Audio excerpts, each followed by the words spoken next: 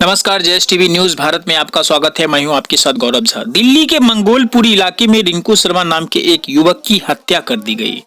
बता दें कि शुक्रवार को दोपहर रिंकू शर्मा के मोहल्ले मंगोलपुरी में कुछ लड़के बर्थडे पार्टी के लिए इकट्ठे हुए थे।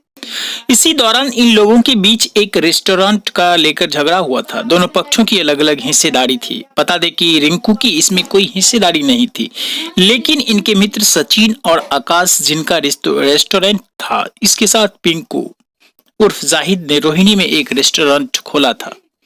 दिल्ली के मंगोलपुरी इलाके में जन्मदिन की पार्टी के दौरान हुए झगड़े के बाद बीजेपी कार्यकर्ता रिंकू शर्मा इस मामले की जांच पुलिस क्राइम ब्रांच को सौंप दी गई है।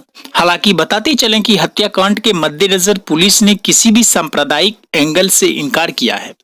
वहीं पुलिस का कहना है कि मृतक रिंकू शर्मा और आरोपी एक ही इलाके के रहने वाले हैं। यह झगड़ा कारोबारी रंजिश के कारण शुरू हुई थी।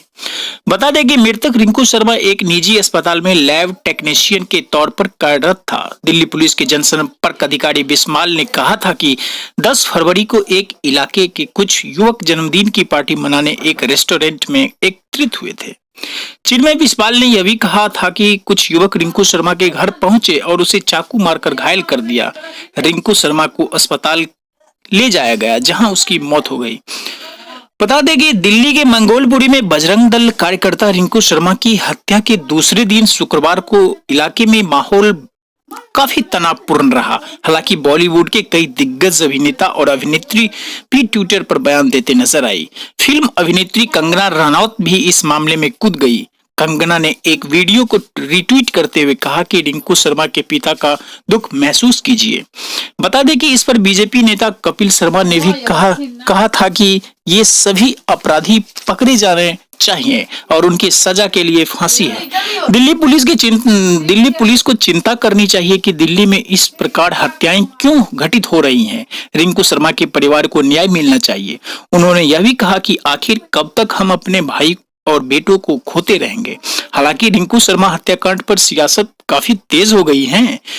गिरिराज ने पूछा, इस राम भक्त रिंकू शर्मा का कसूर क्या? राम के देश में राम भक्त को केवल इसीलिए मार दिया गया क्योंकि वे राम मंदिर के निर्माण के लिए राशि जमा कर रहे थे।